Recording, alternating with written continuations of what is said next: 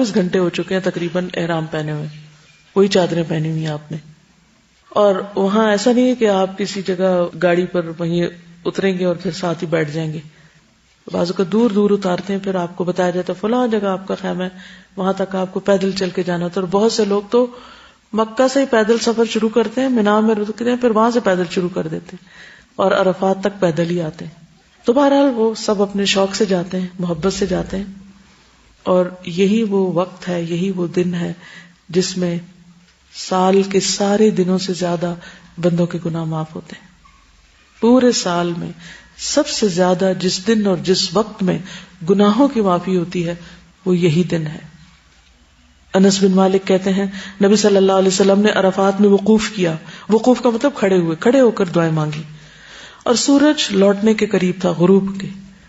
پس آپ نے فرمایا اے بلال میرے لیے لوگوں کو خاموش کراؤ. بلال کھڑے ہوئے. کہا رسول اللہ صلی اللہ علیہ وسلم کے لیے خاموش ہو جاؤ. لوگ خاموش ہو گئے. آپ نے فرمایا لوگوں ابھی جبریل علیہ السلام میرے پاس آئے، میرے رب کی طرف سے انہوں نے مجھے سلام کہا اور کہا اللہ تعالیٰ نے عرفات والوں کی مغفرت کر دی ہے اور آپس کے حقوق کی ضمانت دے دی. پس عمر بن خطاب نے کھڑے ہو کر عرض کیا اے اللہ کے رسول کیا یہ ہمارے لیے خاص ہے کہ ہماری بخشش ہو گئی ہے؟ فرمایا یہ تمہارے لیے بھی ہے اور جو تمہارے بعد آئیں قیامت تک ان سب کے لیے بھی ہے. یعنی تمہارے لیے بھی ہے اور جو قیامت تک یہاں آتے رہیں گے ان سب کے لیے بھی ہے. کیا؟ بخشش کا وعدہ. نبی صلی اللہ علیہ وسلم نے فرمایا تمہارا دوپہر کے بعد، یاد رکھیے دوپہر کے بعد، صبح نہیں ہے 9 تاریخ لیکن ظہر کے بعد عرفات میں کھڑے ہونا تو اللہ تعالیٰ آسمان دنیا پر نازل ہوتا ہے. یعنی بندہ جب وہاں ہوتا ہے تو اللہ تعالیٰ قریب آ جاتے ہیں اور فرشتوں سے تم پر فخر کرتا ہے.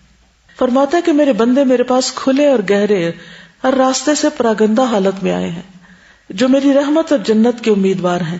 بس اگر تمہارے گناہ ریت کے ذروں یا بارش کے قطروں یا سمندر کے جھاگ کے برابر بھی ہوں تو میں انہیں بخش دوں گا. میرے بندوں لوٹ جاؤ، تم بخشے بخشائے ہو، اور ان کی بھی مغفرت ہے جن کی تم نے سفارش کی. کن کی؟ جن کی ڈائری میں کاپیوں میں دعائیں لکھ کے لے گئے تھے نا کہ اللہ ان کو بھی بخش دے، ان کو یہ عطا کر، ان کی بھی بخشش ہو جاتی. جن کے لیے وہ دعائیں کرتے ہیں وہاں جا کر. 9 ذی الحجہ کو طلوع آفتاب کے بعد منا سے عرفات کے لیے نکلے. جابر رضی اللہ عنہ بیان کرتے ہیں منا میں فجر کی نماز پڑھنے کے بعد آپ صلی اللہ علیہ وسلم تھوڑی دیر ٹھہرے حتیٰ کہ سورج نکل آیا. آپ نے اپنے لیے بالوں کے بنے ہوئے خیمے کے متعلق حکم دیا اور وہ نمرہ میں لگا دیا گیا جہاں مسجد نمرہ ہے. چنانچہ رسول اللہ صلی اللہ علیہ وسلم چلے اور قریش کو یقین تھا کہ نبی صلی اللہ علیہ وسلم مزدلفہ میں مشعر الحرام کے پاس ہی رک جائیں گے، جیسے کہ وہ قریش اسلام سے پہلے جاہلیت کے دور میں کرتے تھے. مگر رسول اللہ صلی اللہ علیہ وسلم اس سے آگے بڑھ گئے اور عرفات تک گئے، کیونکہ اللہ تعالیٰ کا حکم ہے ثم افیدوا من حیث افاض الناس، پھر وہاں سے پلٹو جہاں جا کر لوگ پلٹتے ہیں، یعنی عرفات تک جاؤ. تو قریش دور جاہلیت میں نہیں جاتے تھے، وہ کہتے تھے ہم سردار قبیلہ ہیں، ہمیں عام لوگوں کی طرح وہاں جانے کی ضرورت نہیں. لیکن حج تو مساوات کا سبق ہے، چاہے کوئی بادشاہ ہو یا فقیر، سب کو اس میدان میں حاضری دینا ضروری ہے، اس کے بغیر حج ہوتا ہی نہیں. منا سے عرفات جاتے ہوئے تکبیر اللہ اکبر، تحلیل لا الہ الا اللہ اور تلبیہ لبیک اللہم لبیک پکارے. محمد بن ابی بکر ثقفی نے بیان کیا میں نے انس بن مالک سے تلبیہ کے بارے میں دریافت کیا کہ آپ لوگ نبی صلی اللہ علیہ وسلم کے عہد میں اسے کس طرح کہتے تھے. اس وقت ہم منا سے عرفات کی طرف جا رہے تھے. انہوں نے فرمایا کہ تلبیہ کہنے والے تلبیہ کہتے، تکبیر کہنے والے تکبیر، یعنی دونوں چیزیں ہو رہی ہوتی تھی. اس پر کوئی کسی پہ اعتراض نہیں کرتا تھا. تکبیر کیا ہے؟ یعنی اللہ اکبر لا الہ الا اللہ واللہ اکبر وللہ الحمد. اور تلبیہ کے الفاظ تو آپ کو معلوم ہے. مسجد نمرہ میں زوال آفتاب کے بعد خطبہ حج پوری توجہ اور خاموشی سے سننا چاہیے.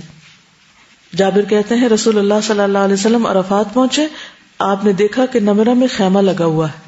آپ وہاں اترے حتیٰ کہ جب سورج ڈھل گیا تو آپ نے اپنی اونٹنی قصواء کے متعلق فرمایا کہ اسے تیار کر دو. اسے تیار کر دیا گیا. آپ اس پر سوار ہوئے حتیٰ کہ وادی ارنا کے دامن میں آ گئے اور لوگوں کو خطبہ دیا.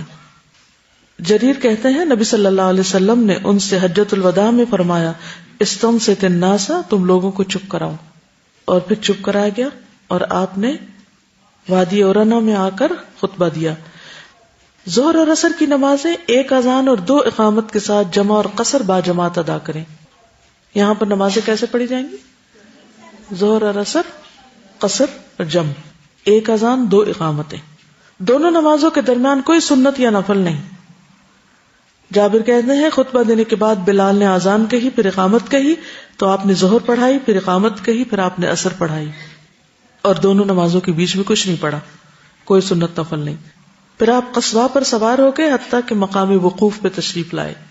جو لوگ رش کی وجہ سے مسجد نمرہ نہ پہنچ سکے تو کوئی حرج نہیں، اپنی جگہ ہی اپنے اپنے خیمے میں ہی نماز جماعت سے پڑھ لینی چاہیے.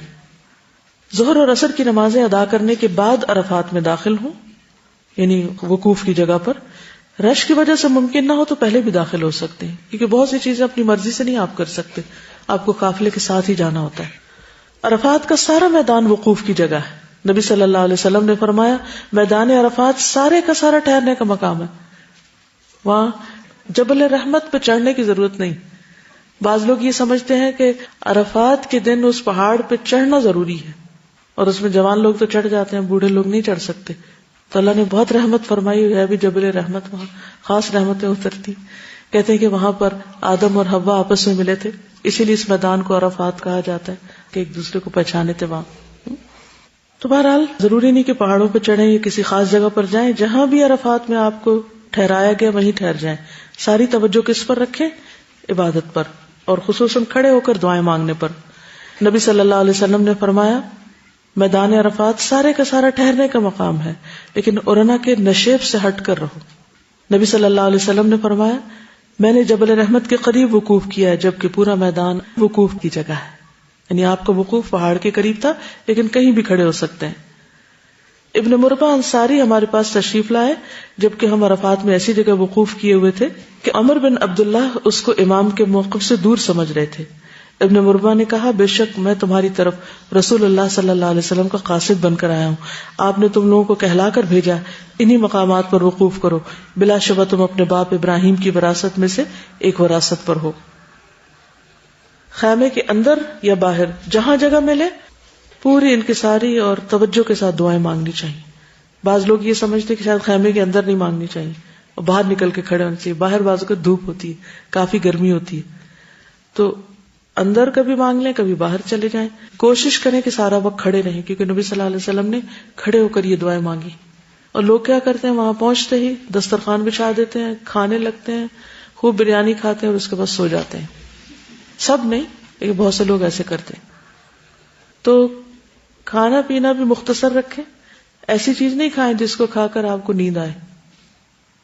آپ پورے کے پورے وقت کو، میکسیمم ٹائم کو پورے فوکس کے ساتھ اللہ کی طرف متوجہ رکھیں اپنے آپ کو، اور دعائیں کرتے رہیں، کیونکہ اللہ تعالیٰ آپ پر فخر کر رہا ہے فرشتوں کے سامنے. ان لوگوں پہ کیا فخر کرے گا جو سو جائیں یا ادھر ادھر باتیں کر رہے ہو یا لڑائی جھگڑے کر رہے ہو کہ جمع کسر کرنی ہے یا نہیں کرنی. تو اس وقت بہیو کریں.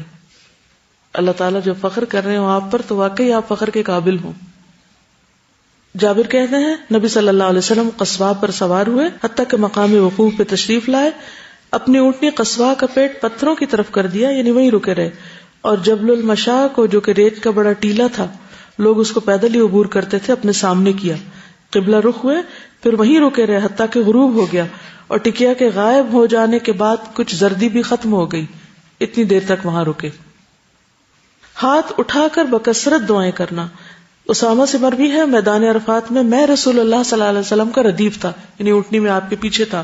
آپ نے دعا کے لیے ہاتھ اٹھائے تو اونٹنی ایک طرف کو جھکنے لگی اور اس کی لگام گر گئی. چنانچہ آپ نے ایک ہاتھ سے رسی کو پکڑ لیا اور دوسرے ہاتھ کو اٹھائے رکھا، یعنی ہاتھ نیچے نہیں ہونے دیا.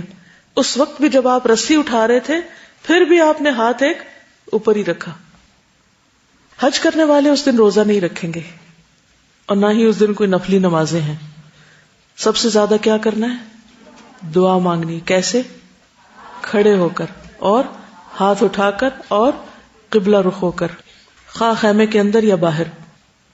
ام الفضل کہتی ہیں عرفہ کے دن لوگوں کو رسول اللہ صلی اللہ علیہ وسلم کے روزے کے بارے میں شک ہوا، اس لیے میں نے آپ کو پینے کے لیے کچھ بھیجا، آپ نے اس کو پی لیا، جس سے پتہ چلا کہ آپ روزے سے نہیں تھے۔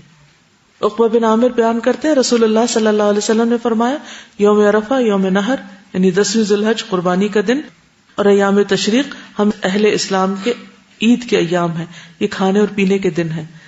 ہماری عید تو 10 کو شروع ہوتی ہے، حاجیوں کی 9 کو ہی شروع ہو جاتی، تو اس دن یعنی کہ روزہ رکھنا درست نہیں وہاں پر، لیکن یہاں جو روزہ رکھے گا اس کا کیا فائدہ، کتنا ثواب، 2 سال کے گناہ معاف ہوں گے۔ حاجیوں کے تو ساری زندگی کے معاف ہو رہے ہیں، اور یہاں والوں کو بھی اللہ تعالیٰ نے بالکل محروم نہیں رکھا۔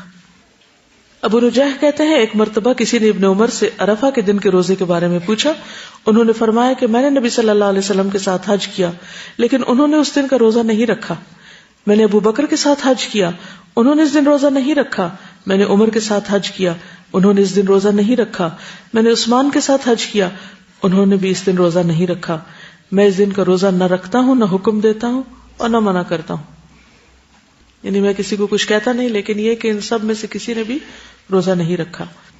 عطا بن ابی رباح کہتے ہیں ایک مرتبہ عبداللہ بن عباس نے فضل بن عباس کو عرفہ کے دن کھانے پہ بلایا، انہوں نے کہا میں روزے سے ہوں۔ ابن عباس نے فرمایا آج کے دن روزہ نہ رکھو، کیونکہ نبی صلی اللہ علیہ وسلم کے سامنے اس دن دودھ دو کر برتن پیش کیا گیا تو آپ نے نوش فرما لیا، اور لوگ تمہاری اقتداء کرتے ہیں، یعنی کہیں ایسا نہ ہو کہ تمہیں دیکھ کر وہ بھی روزہ رکھنے لگے۔ عرفات قبولیت دعا کی بہترین جگہ ہے، اور یوم عرفہ قبولیت دعا کا بہترین دن۔ نبی صلی اللہ علیہ وسلم نے فرمایا بہترین دعا وہ ہے جو عرفات کے دن مانگی جائے، اس لیے جب وہاں عرفہ ہو رہا نا، حاجی وہاں قیام کر رہا ہو تو آپ بھی یہاں بیٹھ جائیں کہ اللہ تعالیٰ آپ ایک نظر ادھر بھی دیکھیں، اور تو دیکھتے ہی ہیں ویسے بھی، لیکن خاص رحمت پکاریں۔ نبی صلی اللہ علیہ وسلم نے فرمایا عرفہ کے دن کے سوا اور کوئی دن ایسا نہیں جس میں اللہ تعالیٰ کثرت سے بندوں کو آگ سے آزاد کرتے ہوں اور فرشتوں کے سامنے ان حاجیوں کی وجہ سے فخر کرتے ہوں اور فرشتوں سے پوچھتے ہوں کہ یہ لوگ کیا چاہتے ہیں، تو فرشتے کیا بتاتے ہیں، کیا چاہتے ہیں، لوگ بخشش چاہتے ہیں، تو اللہ تعالیٰ ان کو بخش دیتے ہیں۔ تو اس قیمتی وقت سے پورا فائدہ اٹھائیں۔ عرفہ کے دن کی بہترین دعا کیا ہے؟ لا الہ الا اللہ وحدہ لا شریک لہ لہ الملک و لہ الحمد وہو علی کل شیء قدیر۔ اس میں دعا والی کون سی بات ہے؟ توحید کا اقرار ہے، اللہ کی رحمت کو پکارنا ایک طرح سے، اور یہ کہنا کہ اللہ ہر چیز پہ قادر ہے، تو سب کچھ کر سکتا ہے وہ۔ جو دل میں خیال آئے اور جو چیزیں ہمیں زندگی مشکل لگتی ہیں وہ کیا سوچ کے انسان مانگے کہ اللہ ہر چیز پر قادر ہے۔ اوکے، سبحانک اللہ